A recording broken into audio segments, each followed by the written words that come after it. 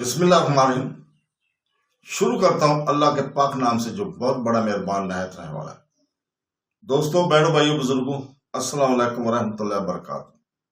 ہم اپنے Islamic channel طریق اسلام میں ہماری سیریل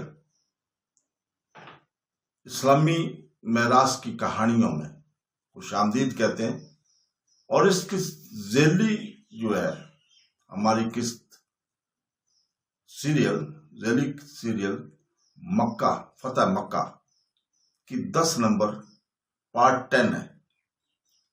تو دوستو، مورخین بیان کرتے ہیں کہ جب ابو سفیان تمام مایوسانہ کوششوں میں جو اس نے تجدید صلح اور صلح حدیبیہ کی فعالیت کے استمرار کے لیے کی، جس صلح کو قریش شریک خلاف ورزی کر چکے تھے اور تمام راہیں مسدود پائیں، اس کا مقصد یہ تھا کہ قریش اس تجدید سے، اس سزا سے بچ سکے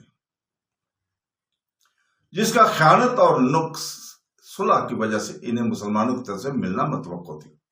تو وہ دوبارہ حضرت علی کرم اللہ وجہہ کے پاس اس قرابت کا واسطہ دیتا ہوا گیا جو دونوں کو مربوط کیے ہوئے تھی، اور آپ سے مشورہ طلب کرتے ہوئے کہنے لگا، اے ابو الحسن، میں دیکھ رہا ہوں کہ امور کو طے پانے کا راستہ مجھ پر بند ہو چکا ہے، مجھے مشورہ دو۔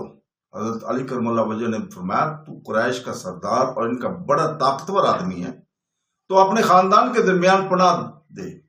کہنے لگا، آپ کی نظر میں یہ بات مجھے کچھ سود مند ہوگی۔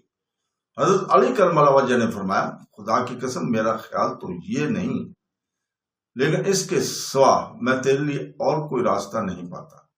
مورخین کہتے ہیں کہ یہ بات سن کر ابو سفیان باہر نکل گیا اور چلا کر کہنے لگا کہ لوگوں سنو، میں نے لوگوں کے درمیان پناہ دی، اور خدا کی قسم میں نہیں خیال کرتا کہ کوئی مجھ سے ایسی شک نہیں کرے گا۔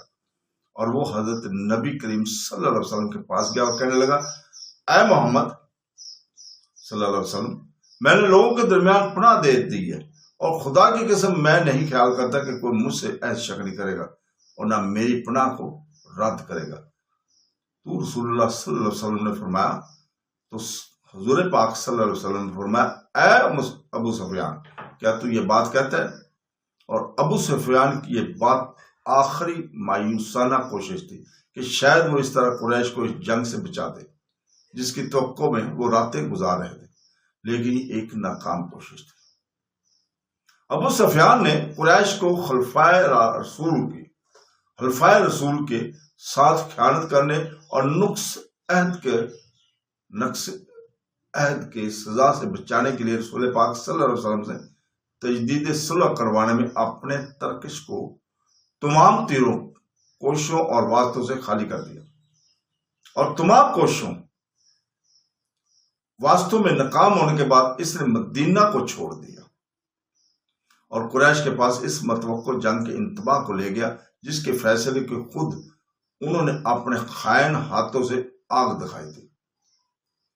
موسیٰ بن عقبی بیان کرتے ہیں کہ جب ابو سفیان مدینہ کو چھوڑ کر مکہ چلا گیا تو رسول پاک صلی اللہ علیہ وسلم نے ایک بدلی کی طرف اشارہ کرتے ہوئے فرمایا کہ یہ بدلی بنی کعب یعنی خزاع کی مدد کے لیے تھوڑا تھوڑا رسے گی۔ پھر فرمایا، اے اللہ، ان کی آنکھوں اور کانوں کو کام کرنے سے روک دے، وہ ہمیں اچانک ہی دیکھے اور ہمارے متعلق۔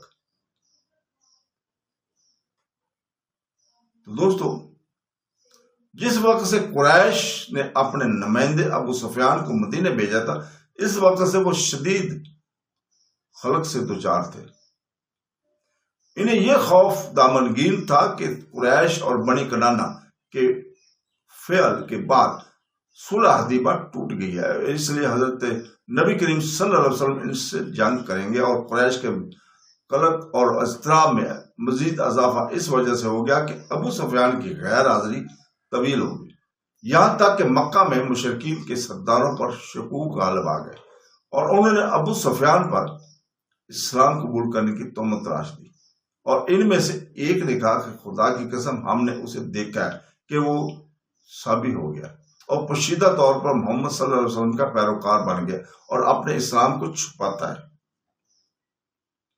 ہند کا اپنے خامد ابو سفیان سے تحقیق کرنا۔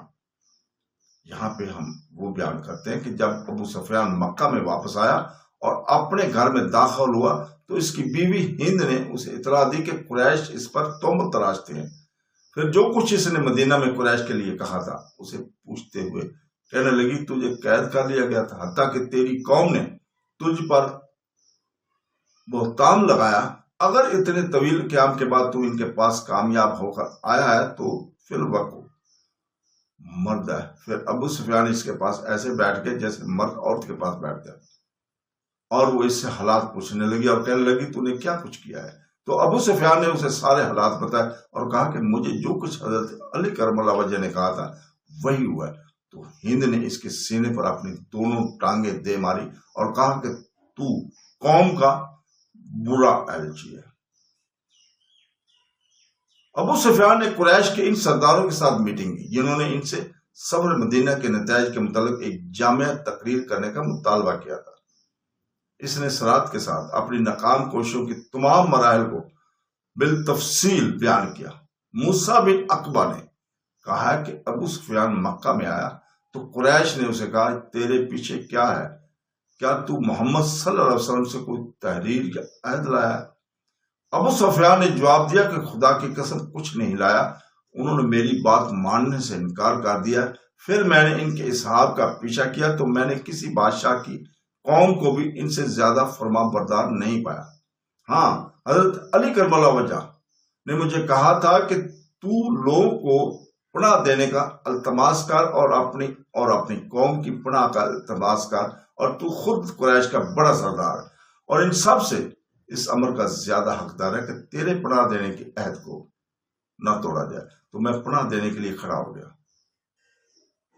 پھر میں نے محمد صلی اللہ علیہ وسلم کے پاس جا کر انہیں بتایا کہ میں نے لوگوں کے درمیان پناہ دے دی ہے، اور میں نے یہ بھی کہا کہ میرا خیال ہے کہ آپ میرے عہد کو نہیں توڑیں گے۔ تو رسول پاک صلی اللہ علیہ وسلم نے جواب دیا اسے ابو حنظلہ کیا تو یہ بات کہتا ہے۔ تو قریش نے ابو سفیان سے کہا کہ تو بغیر رضامندی کے راضی ہو گیا تھا اور ہمارے پاس وہ بات لے کر آیا جو نہ تجھے کوئی فائدہ دے سکتی ہے اور نہ ہمیں۔ اللہ کی قسم حضرت علی رضی اللہ تعالیٰ نے تجھ سے مذاق کیا۔ تیرا پناہ دینا جائز نہیں اور تیری پناہ کو توڑ دینا ان پر بہت آسان ہے۔ تو ابو سفیان نے کہا کہ خدا کی قسم اس کے سوا مجھے وہاں سے کچھ نہیں ملا۔ اس طرح ابو سفیان مدینہ سے غمزدہ ہو کر واپس آ گیا، اور تم بھی کہتے ہو کہ جس مقصد کے لیے قریش نے اسے بھیجا تھا اس میں اسے کچھ بھی کامیابی نہیں ہوئی۔ اور جب ابو سفیان کو مدینہ میں سرداران مکہ کے مطلب کی بات یعنی تجدید صلح حدیبہ کے متعلق کوئی کامیابی نہ ہوئی اور نہ وہ کوئی ایسی معلومات حاصل کر سکا جن سے وثوق اور سرات سے پتہ چلتا کہ آپ نے مکہ میں مشرکین سے جنگ کرنے کا فیصلہ کر لیا، بلکہ رسول پاک صلی اللہ علیہ وسلم نے عمدن قریش کو بے خبر رکھا۔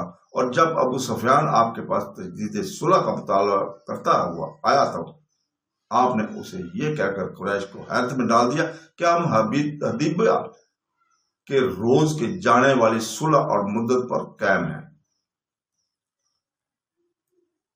دوستو، اس کے ساتھ ہی ہم اجازت چاہتے ہیں آپ سے۔ اگلی قسط انشاءاللہ تعالی اس میں ہم پھر دوبارہ حاضر ہوں گے اور آپ کو فتح مکہ کے بارے میں بیان کریں گے۔ اس وقت تک کے لیے اجازت۔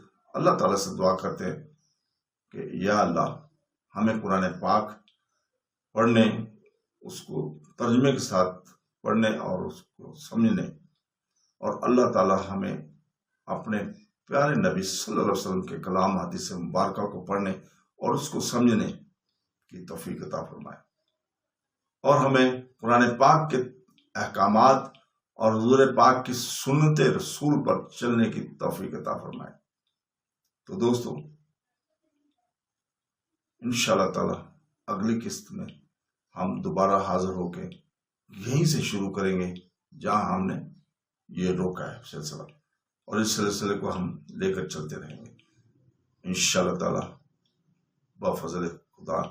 آپ کو یہ چیز پسند آتی ہے، اگر یہ قسطیں پسند آتی ہے، یہ ٹاپک پسند آتے ہیں، ہمارا یہ بیان پسند آتے ہیں تو بڑے مہربانی اس کو پورا دیکھا کریں اور اس کو سبسکرائب کر لیں چینل کو۔